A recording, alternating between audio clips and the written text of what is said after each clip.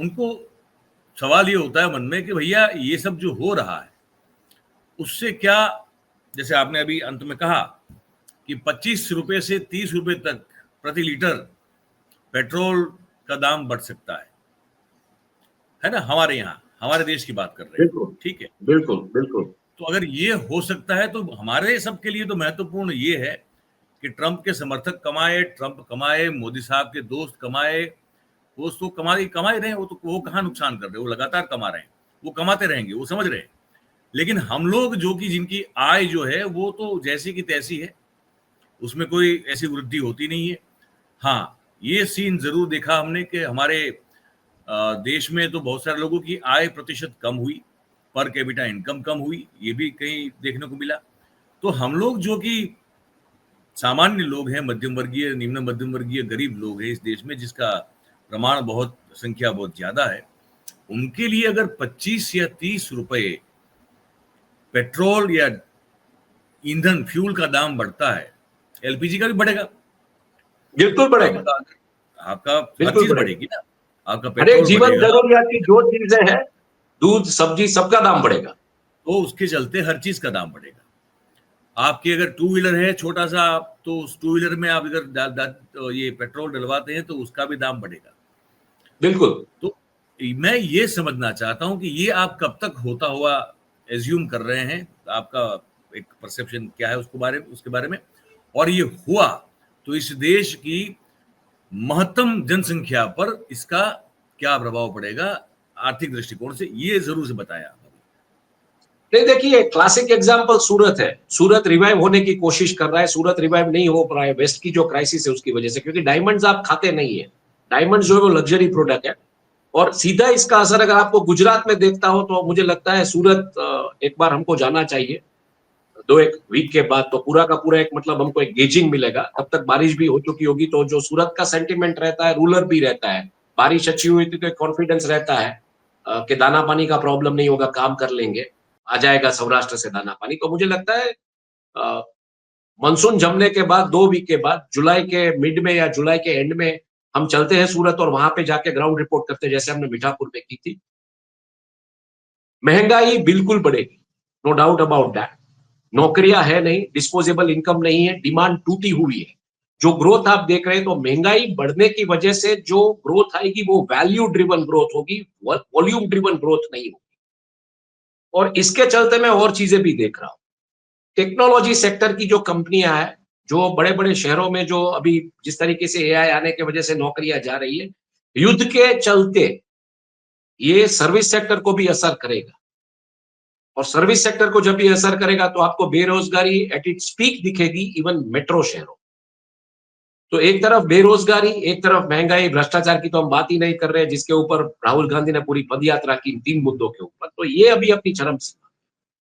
मैं एक और चीज भी देख रहा हूं, अगर ऑयल के दाम इसी तरीके से बढ़ते रहे और गवर्नमेंट को मान लीजिए यही ऑयल खरीदना है उसी डॉलर पे, या जो भी डॉलर का जो कन्वर्सेशन होता है, रूपी में, रूपी ट्रेड बोलते हैं लेकिन वो रूपी में नहीं आता है, उसका डॉलर कन्वर्सेशन होता है।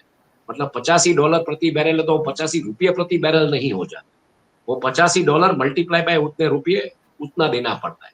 लेकिन अगर मान लीजिए डॉलर एप्रिशिएट होता है और करेंसी डेप्रिशिएट होती है, आज 87 के आसपास रुपया पहुंच चुका है, एक साल के अंदर अंदर मैं 90 भी देख रहा हूं, तो आपको करेंसी भी ज्यादा प्रिंट करनी, करेंसी ज्यादा प्रिंट करेंगे तो इन्फ्लेशन बिल्कुल एट इट्स पीक जाएगा।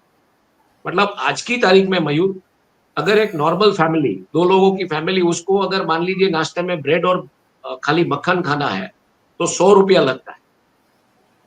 महंगाई उस लेवल पे है। प्रतिदिन रोज की बात कर रहे हैं आप?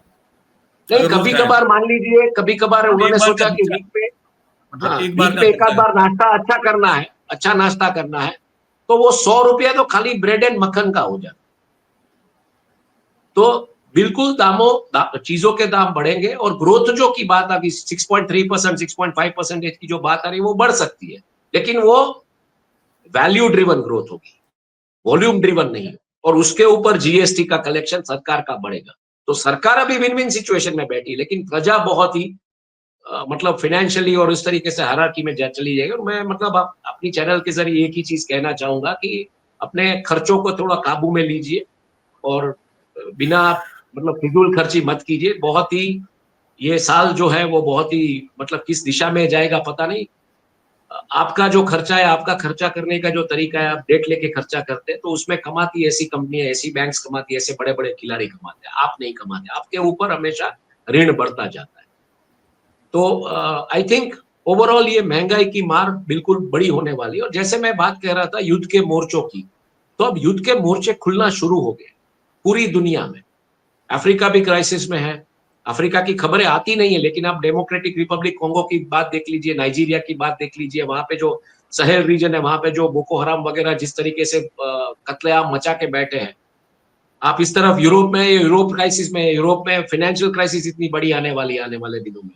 आप आइए मिडल ईस्ट में तो पूरा का पूरा मतलब जंग का मैदान ही खुल चुका है।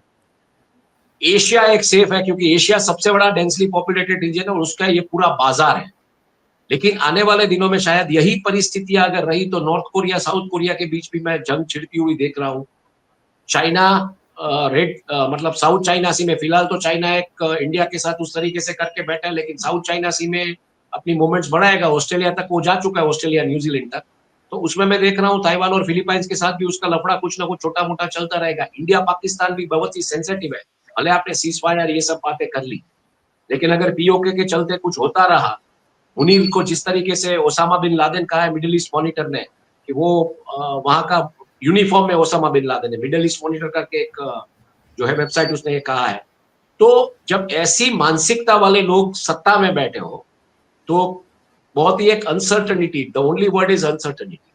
और आप सेंट्रल बैंकर्स को देख लीजिए, सेंट्रल बैंकर्स इंटरेस्ट रेट्स को, चाहे वो यूएस फेड हो, हमारी मतलब ऋण संस्था है आरबीआई, वो स्टेटस को मेंटेन करके बैठे, उसमें ना बढ़ोतरी कर रहे ना घटा रहे। हालांकि यहाँ पे 50 पॉइंट घटा बोला कि 2.5 ट्रिलियन रुपीस आपको मिलेगा घुमाने के लिए, लेकिन घुमाएंगे कहाँ 2.5 ट्रिलियन रुपीस?